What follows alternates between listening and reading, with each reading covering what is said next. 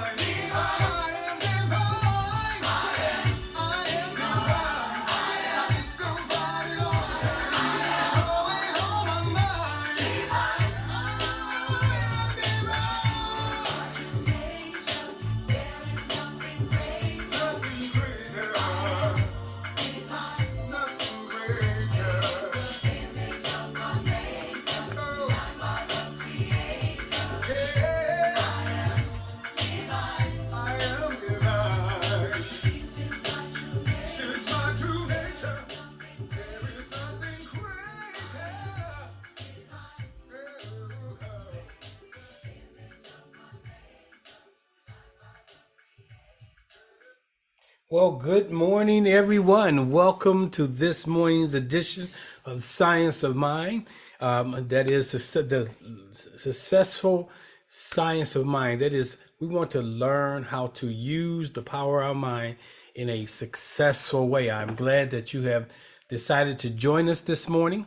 And as you prepare this morning to engage me in this teaching, I ask that you take some time and put yourself in a space that is conducive to this conversation. So don't try to multitask or do any of those kinds of things. Can you just hold 1 second? Let me change something.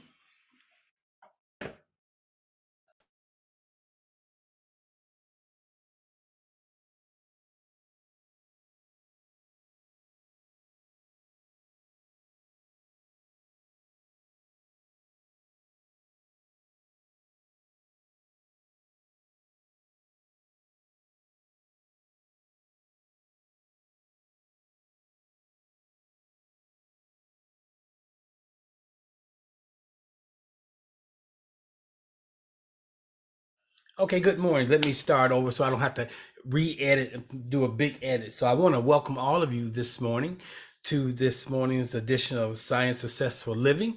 I am your host, Asar. I hope you had a peaceful night, or whatever you find yourself doing at this present moment has been pleasurable. And as you prepare to move into the day's teachings with us, you will find that this teaching will be empowering to you. Okay, awesome. I see myself unmuted. So this morning we are going to start a conversation that I'll be teaching on Wednesday nights, and I'll come back to that. But today's message is entitled "Unveiling the Solution: Empowering Black Communities Beyond Protest." I believe that we need to take on some new attempts or some new processes if we want to move ourselves to a better position. There's a statement that I would like to share with you that you'll find inside of what we call the science of mind. And it's stated like this: there is a creative power that is everywhere present. It is always responding to the nature of our thoughts, and we can consciously choose how we use it. So we're going to explore that thought today inside of looking at what plagues the Africans in the diasporas communities. And so in the face of ongoing systematic racism, we find that the African in the diaspora and those on the continent itself have been confronted with challenges that have persisted for generations, and we've attempted many ways to address them. This What we find, despite decades of marching, protesting, and waiting on legislation, the quest for true equality remains elusive for us as a people group. However, there is an untapped universal power that's available to Black men and women that may hold the key to overcoming ingrained systematic oppression. And this power is knowing how to use the creative mind. The mind of, often you've heard it alluded to as having taken on the mind of Christ. And so the mind of Christ, if you have really studied the whole concept, is saying that taking on the mind of source. And some who use the antiquated word of God will say taking on the mind of God. But there's a reason why I will say we're going to begin to not use that term God, because it puts you into the frame and pretty much operates as a barrier for you to express as your divine self.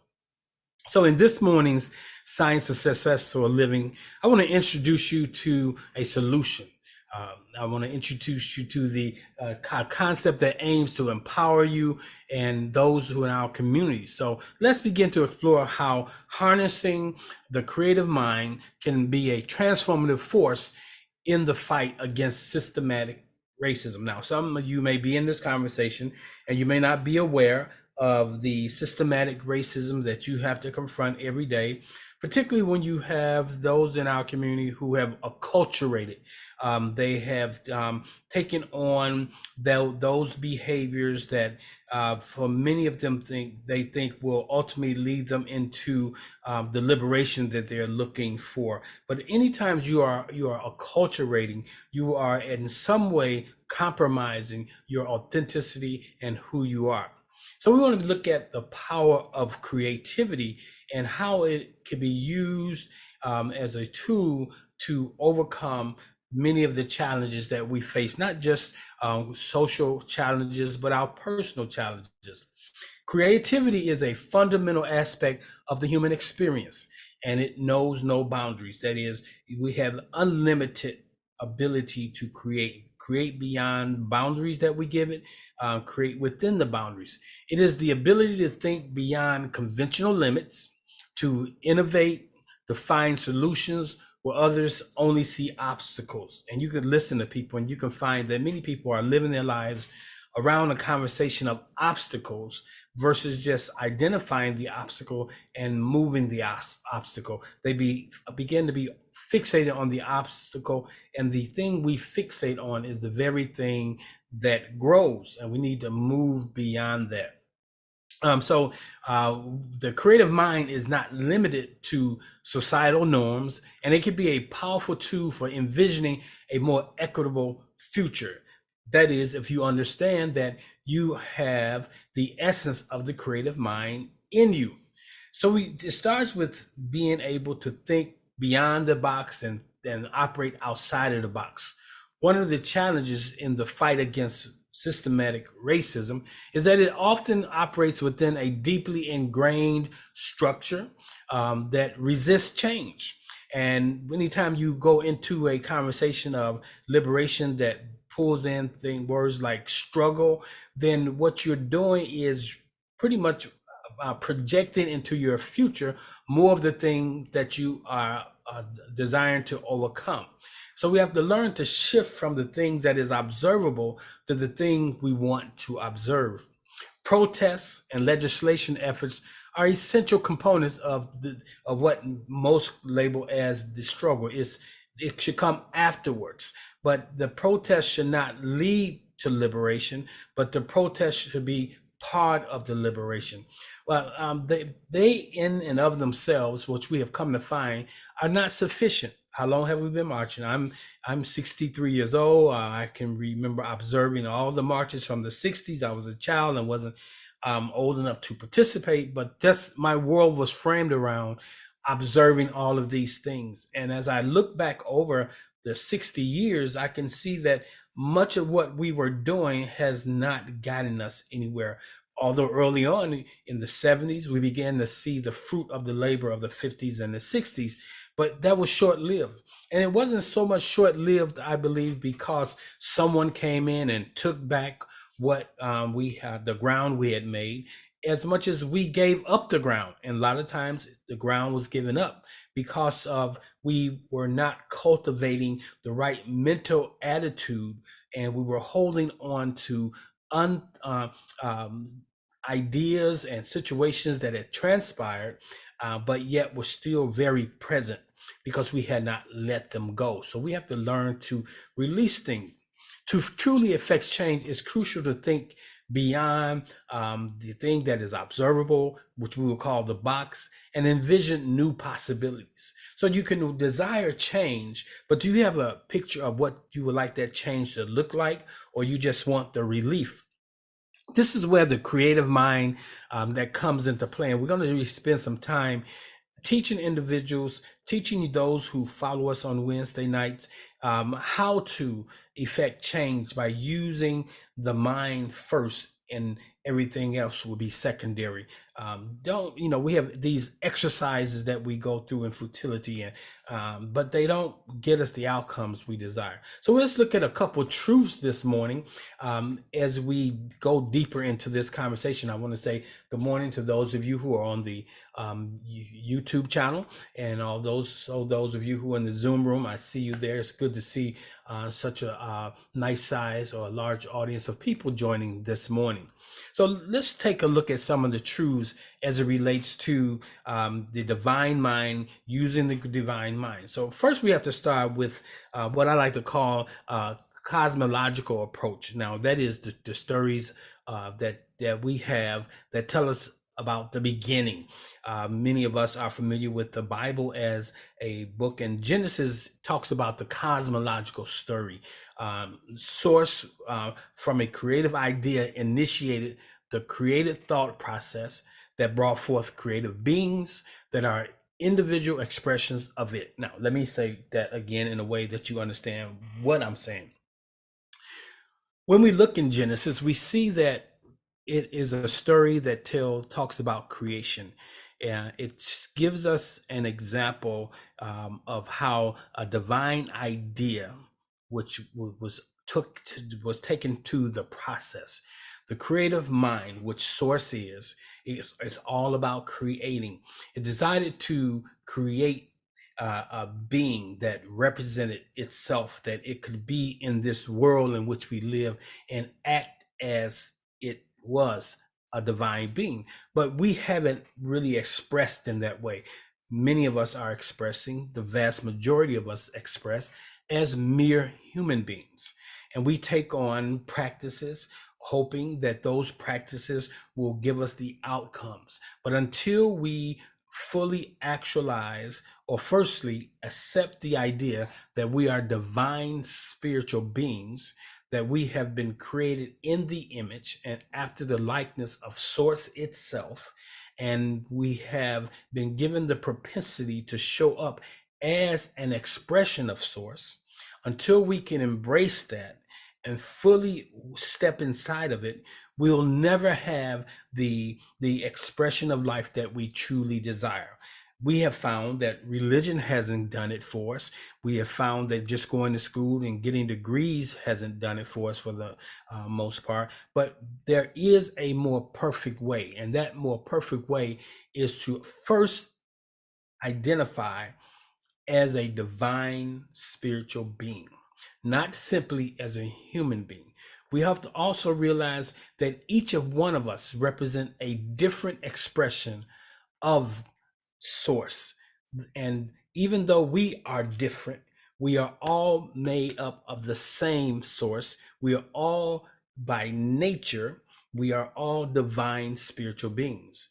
And we express differently, but each of us expressing differently is an opportunity for source to experience that which it has created.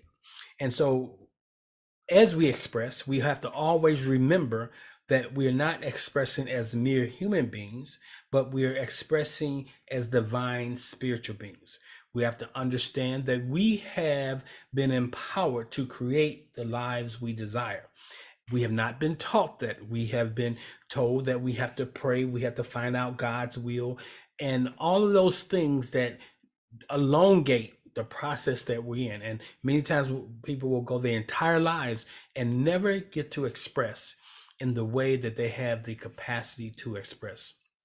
So The second truth that we must, so the first truth being is that we have to understand that we are created in the image and the likeness, and that we, in essence, are, for the lack of the, for to use the term that we're so familiar with and that we find in the biblical source document, we are gods. Now that presents a level of stress for individuals, because the belief system that you've been given is that you are a mere human being, and that no way could you be God, because you're always told to pray to God, to ask God, to seek God.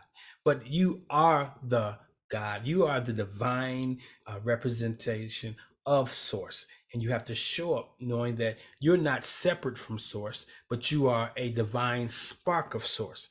Just like we have an ocean and we have drops that we can get out the ocean that represent the ocean. Each one of the drops is a representation of the ocean, has all the ocean stuff, but not at the magnitude of the ocean. But when you look at all the drops as being a oneness of representation, then you have the ocean. And that's the same with you and I. When we begin to see ourselves as connected to one another, but with uniquely expressions of Source, then we have a better picture that we are all the divine, and we have come here with the understanding that we can do, be, or have whatever we desire. Is you were not sent here necessarily to fulfill a particular program like we have often been told that we have, but you have been sent here with an understanding that you must reconnect with your divine source, your divine self. And when you learn to reconnect with your divine self, now the journey begins to unfold very differently. You're no longer a victim. You are now what I would call a participant. And you don't look at contract as something that we ran from, something that is not to be addressed, but you see contrast just as another opportunity for you to get the clarity of the powerful being that you are. So when we look at the man being initially created and given dominion, you have dominion over your life. Nobody else. No one should have dominion over you. The source does not even have dominion over you because it created you and gave you a free will. Now that goes against religious teachings that God is in control. No, source is not in control. You're in control. It's in control naturally of the things that keep the cosmos running decently in order. But when it comes down to our lives, when it even comes down to when we look at the environment today, source did not create many of the calamities. The calamities are coming forth as a result of man's tampering with, man's not cultivating, or what I would like to say, man not being a good steward of this earth realm. And so we have, all the natural calamities that we have because of the pollution, the emissions from factories, and all the things that we do that don't align with a universe, or not a universe, but an environment that is conducive to the longevity of life. Because if we keep going in the way we're going, we are ultimately going to extinguish our present experience. But because of the way the world has been created, we won't be able to destroy the world in its entirety. We'll just have another event where man pushes the reset button. So the second thing I wanted to bring to your attention as we talk about employing the principles and walking in the power is that has to do with our thoughts. We know that as you think repetitive thoughts, they frame your beliefs, and your beliefs ultimately express out as your reality. Now, let's say that again. As you think repetitive thoughts, or whatever you find yourself thinking most frequently, this thought ultimately frames your belief, and your beliefs ultimately express out as your reality. You've heard it said, be it according to your beliefs. So what is showing up in our lives in most cases has to do with a belief system that we are cultivating or living life. We filter life through. Let me give you an example. When we look in the story of Job, he made sacrifices. You remember, he made sacrifices, and he did it daily. And if you read that story, it talks about he did it in case his children had violated God. Now, first of all, you can't violate God, just like you cannot violate the law of gravity, okay? Because if you step off the ledge, you will meet with your demise. You can't violate God in any way. None of us are that big that we can create an infraction towards God, but you can violate yourself. You can play yourself into a situation that doesn't represent your highest and greatest good. So in this particular scenario that Job was running in his mind, he believed that he could, and because he believed that he could, he offered sacrifice daily. And so he was offering sacrifice daily from the perspective that his children would do something wrong, and he wanted to avoid a certain scenario.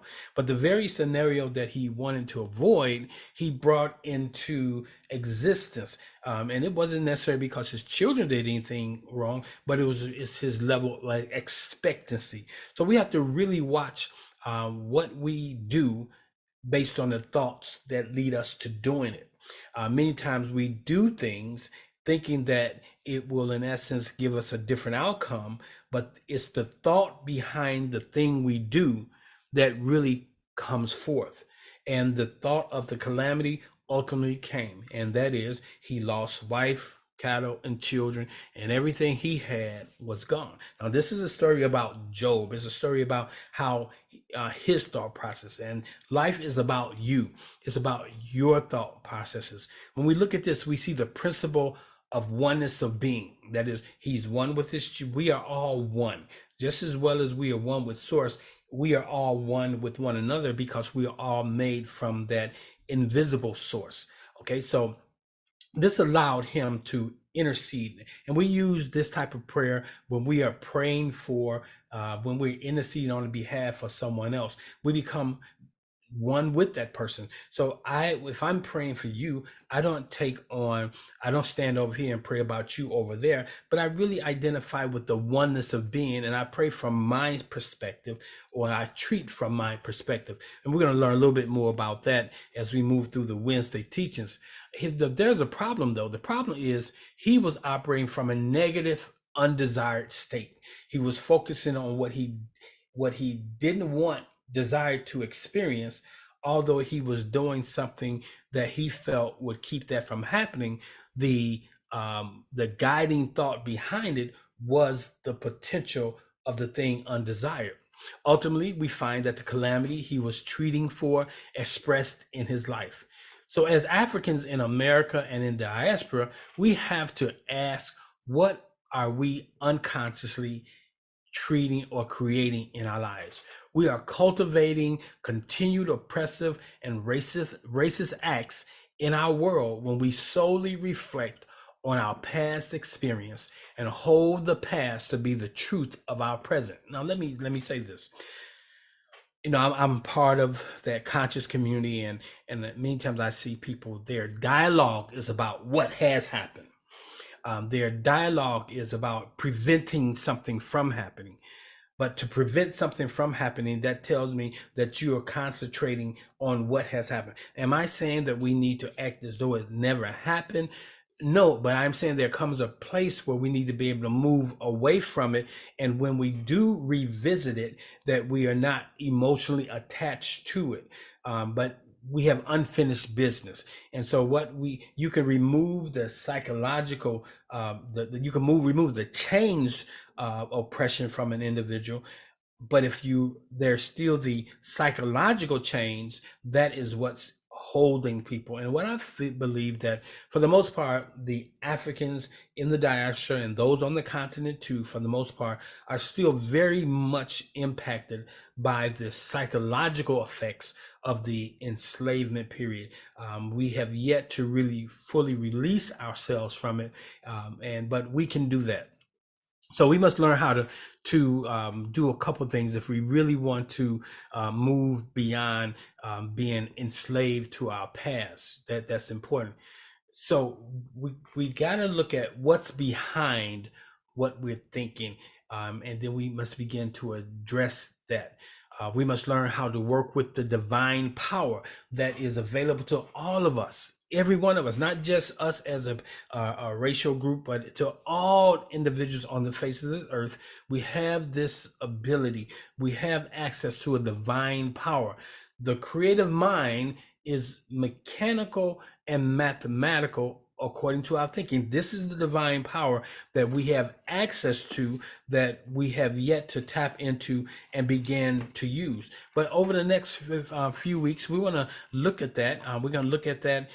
We're going to explore the laws of the mind and how it's used in action. But we really want to start with knowing that there is an individualized universal power that's available to each of us and that we can use it. We must understand that each one of us has a power available to us that we can use, and we have to use it individually. And as we use it individually and we come together collectively and we're all operating using the same principles and practice of this universal mind, we'll find then and only then can we be liberated, because liberation does not start with the group. Liberation starts with the individual in the group. So we must learn how to work this divine power, again, that's available to each of us.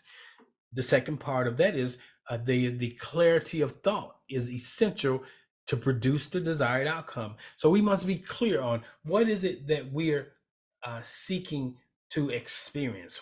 So I'm not just talking about from the perspective of liberation, but in your life, what is it that you desire to experience? Okay, what do you desire your life to look like? And that's available right now.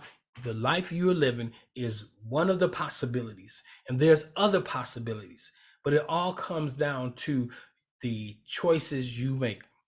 Are you seeing yourself solely in the context of your past collective experience? So when we talk about the liberation conversation, many times that conversation is steeped inside of what has happened.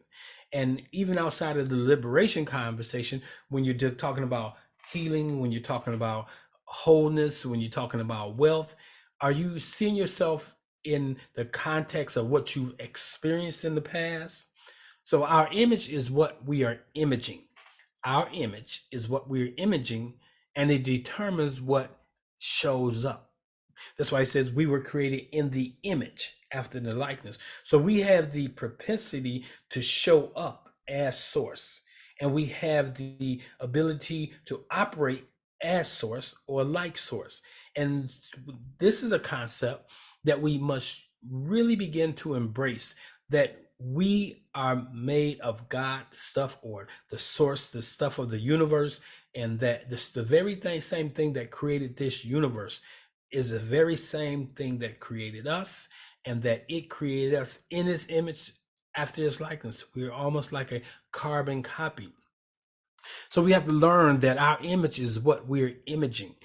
So how you see yourself, what you're playing in your mind. So imaging has to do with thoughts. So what you are thinking, the thoughts that you're thinking become the life that you are living. What do I mean by that? Thoughts precede things, and all things are a result of thoughts. Let me say that again. Your thoughts precede the things, and all the things that you are experiencing, all the things that you have, are a result of thoughts. Now, a thought is behind everything. Okay, in the beginning was the word. Before there's a word, there was a thought. So when you look at the one thing about when we look at traditional Christianity and the Bible itself, many of the principles that are put into the Bible have been put in there, but they have never been properly explained, because the source documents that they got this information from in the Bible has been either burned or hidden. And so you're trying to understand a first generation teaching through a second generation document. And so we have to begin to now deconstruct and reconstruct these teachings. So when this thing talks about in the beginning was the word. No, in the beginning was the thought. When you look at the cosmological story of the ancient Nile Valley civilizations, it started with a thought, and the thought created from itself, and it went out from there and ultimately creating man. And we will look at that also as we explore the divine mind and the creative principle. And you have the same propensity. It all starts with a new thought. The way you've been thinking about things, is it giving you the thing you desire? Then you need a new thought. That's really what it says. So your thought precedes the things that you will experience. And all the things that you are experiencing is a result of the thoughts that you're thinking. Now that's important. So and now some of your thoughts are conscious and some of your thoughts are unconscious. So you can have unconscious thoughts that bring situations into your life that you don't consciously desire, but because of the uncontrolled, uncontested thoughts that you have, you're not examining your thoughts. You're not pulling down thoughts that don't align themselves with what you desire to express as. These things just show up. It's like a garden that's unattended. If a garden is unattended, all kinds of things can be blown into it, and if it's not taken out of that garden, it's going to grow in the garden. So that's important. So thoughts precede things, and all things are a result of your thoughts. So we must begin to explore our thoughts. And you may say, how do you explore your thoughts? So, well, there are some things you can do. First, you simply inventory what is showing up or expressing in your life. Now, don't just look at it from look what is happening in my life, but look at it from the perspective of look what is happening in my life that I have been part of creating. Now, until you can take responsibility, then you can't change it. Because if you believe these things are just happening to you and you have no control over them, then you have no control of what's going to happen in the days to come. But when you take on the role of, I am the creator, I am the artist that works on the canvas of my life. If I'm given certain colors, I'm going to work with those colors, and I can even from those colors create new colors so that I can put onto the canvas the thing I imagine in my mind. So if you are imagining sickness and disease, if you are imagining dis-ease in your life, if you're imagining that certain people groups will respond to you in a particular way, then that is what's going to happen. If you are imagining that you will not be selected for the job, even though you're going through all of the emotion of getting the job, but subconsciously you don't believe that you are worthy of being chosen for the job, or you believe that someone else who looks different from you with a different hue and most likely will be placed before you. These are all unconscious things that we must be aware of that goes into the creation of our lives. So we start by simply inventorying what is showing up or what is expressing in our lives. And then you ask yourself, the things that are expressing in my life, do they represent what I desire to continue to experience? And then if they aren't, then you must do something about it. So inventory first. Secondly, you want to identify the thoughts that produce, because everything that has been presented itself, remember I said thoughts become things and the things are the result of the thought. That takes responsibility. So you saying, okay, today, what is showing up in my life is the result of the thoughts that I've been holding, either consciously or unconsciously. So it's the unconscious thoughts that you have to get at. And your unconscious thoughts are really what we call your beliefs. They are the program that runs behind the scene, which is running 95% of your day. Whenever you are in a conscious, when you're aware of something, like if you are aware of you're doing certain things, who's running the program behind the scene? It's your unconscious thoughts. And we spend more of our day in an unconscious way than we do in a conscious way. So we have to learn to, first of all, identify what program do I have that is part of what is showing up in my life that I don't desire to continue to experience. So you identify the thoughts that produce the things, the experience. Now, what do you do then? You begin to think new thoughts. That's simple as that. Now, that's simply stated, but you have to begin to identify, craft new thoughts, and repeat those thoughts, because it's the repetitive thought that ultimately begins to express in your life. And then finally, you have what is known as the statement that I started with. There is a creative power. So you learn to work alongside this creative power that is everywhere and is present always.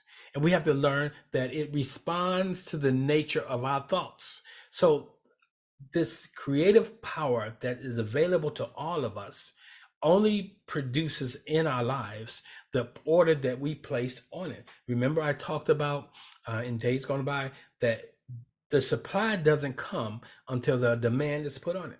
So we put the demand, okay, your thoughts are the demands that creates the supply or the experiences. So we have to learn to think the thoughts that align with the supply that we want to receive.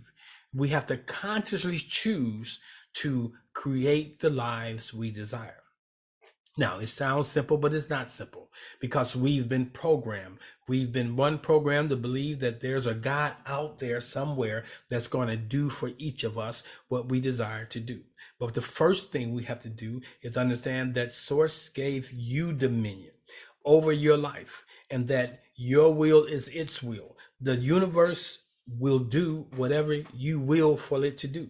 So that's why you need to take some time and align yourself to know what it is that represents your highest and greatest good, and then begin to hold thoughts that align with that and see your life change. If you expect good, good will come. If you are a pessimist, then you're going to have a pessimistic experience. If you're an optimist, then you will have the optimal experience. But if you are one who understands your creative self and that you are Source and you align with Source, then you can create the life that represents your highest and greatest good, regardless of what social things are going on. So if you say because you're Black you must get back, guess what? That is your subconscious program. But if you say that I go beyond my skin that I am in, that I can have whatever experience I desire to have, my color won't get in the way, my gender will not get in the way, my status in life will not get in the way. Be it done unto you according to what you believe. Now, you may say this all sounds simple. It is simple, and it is the truth. Sometimes it's the things that's right in front of us, the simple solutions that we overlook. So we have to understand that there is a creative power that is everywhere present and is always responding to the nature of our thoughts. Our thoughts become things, and everything that we experience is a result of a thought that we've been thinking. The more consistent, the more frequent the thought, the faster the thing comes forth, because thoughts operate in the construct of time. But the more consistent that thought is, the quicker that thing manifests. So you have to learn to hold a consistent thought that aligns with what you desire to experience. You must rid yourself of this underlying program that says because you are of a certain gender or of a certain race, this is what's going to happen. If as a man thinks, so is it. And so that's what we can see. So looking at it from the outside in, you'll say this is scientifically proven. Black people go to the bank, or Black people get cheated. A lot of that is not just because they're Black people, but it's because it's the thoughts that these people are holding. It's the thoughts that these people are consistently having. So we must change our thoughts, and we change the things. We change our beliefs, and we change what begins to manifest in our lives. So in the struggle against systematic racism, the creative mind is a universal power that can empower Black men and women to transcend the limitations imposed by ingrained oppression. Now, that was the gist of this conversation, but the systematic wrong thinking is what we need to address. Our thoughts, we are thinking wrong thoughts, so we're getting the wrong things in our lives, even though they're the right things, because the universe gives to us what we put a demand on, consciously and unconsciously. And because you spend more time in your running the unconscious program, most of what you're getting in your life is a result of what is going on unconsciously. So we have to learn how to get at the unconscious conscious, because the things that you're aware of, those things are usually very minuscule when you compare them against the things that you're not aware of. So we have to learn to deal with the unaware things in order to get the life we desire.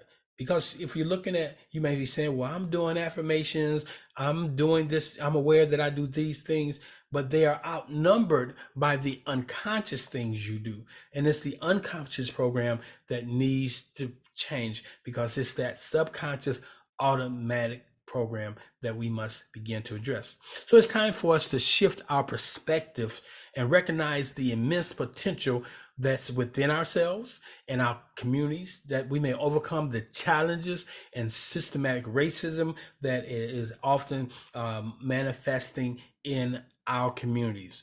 And so by doing so, we can truly make a difference and work towards a more just and equitable world. Okay, so that's what we want to do, but we don't want to limit it to. We want to look at our thought processes behind everything that is showing up. It may be a racially motivated thought process that you must tend to. It may be a gender process that you must tend to. It may be, more importantly, just a human process that you must break away from and begin to understand that you are a divine spiritual being. So starting this Wednesday at 7 p.m., it's going to be Applied Wisdom Wednesdays.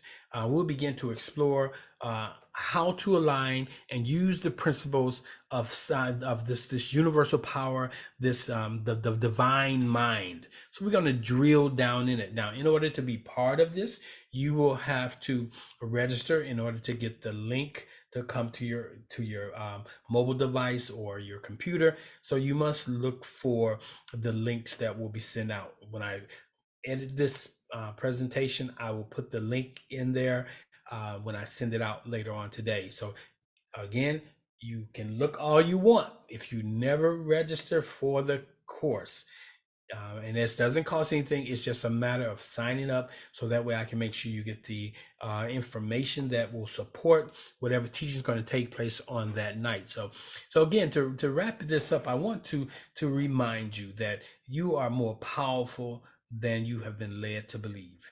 You have the ability to create your desired life. You do not have to limit yourself to the skin you're in, to the conditions you were born to, but all of those things are factors that play into you expanding and ultimately walking in your divine self.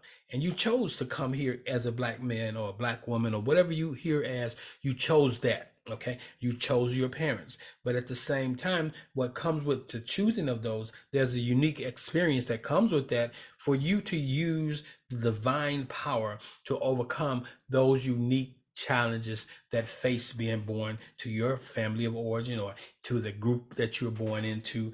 So there is a power that's greater than you, a power that's available to you, a power that created all that you see and all that you have the potential to be.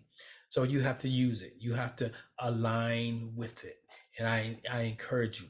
So before we go into perhaps a few questions and responses this morning, if you're with us this morning and this teaching has been a blessing to you, I always make space for those who want to operate in the divine law of circulation. If you desire to sow into this ministry, you can use two ways you can do it. You can go to the website, www.oasisspiritualcenter.com, oasisspiritualcenter.com, and then you can go over to the giving tab, and there you will find all that you need to know in order to transmute what you have to the ministry. Or you simply can give by way of Cash App or Zelle by using the following number: 708-368-1076. Again, 708-368-1076. 1076. And what we do each week, as we are at that point in our service where those who desire to be a blessing, you can sow that seed into the ministry. But we have a prosperity celebration or statement that we make. And it goes like this. Repeat after me. Divine love through me blesses and multiplies all that I am, all that I have, all that I give, and all that I receive. Circulate, circulate, circulate. Thank you for participating in this morning's offertory. So let's see if there's any questions out there. I cannot see what's happening on the YouTube side of the house. We do have a number of people over there, but also I can see for those of you who are in the Zoom room this morning, if you have a question, if you have a comment, you can freely type in by raising your hand and I will respond accordingly. I'll see if we got any comments out here. Just have see the greetings that everybody came in with this morning. Good to see everybody. But I don't see any particular questions. So, okay. So that tells me that you're pondering or that you got it or that you will perhaps send me an email later on with or a text with a question that you may have. But now I want to remind you the Wednesday night class is going to be out on Zoom. It will not be on the YouTube channel. It will be an exclusive.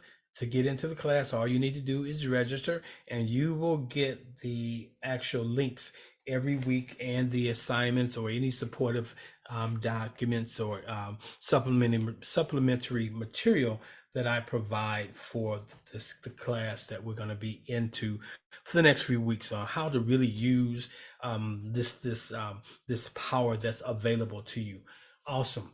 Okay, so there's no questions this morning. I again want to say thank you for joining, and I look forward to seeing you maybe Monday through Friday from 6 a.m. to 6:15 a.m. where we go into our morning meditation. So I'll send more information out for that too. So we're going to close this morning as we started with I Am Divine. You guys have a wonderful day, and I pray that something serendipitous heads your way. And qualifies her to enter into a partnership with God. Meduna Ter, Volume 6, by Ra Nefer. Amen.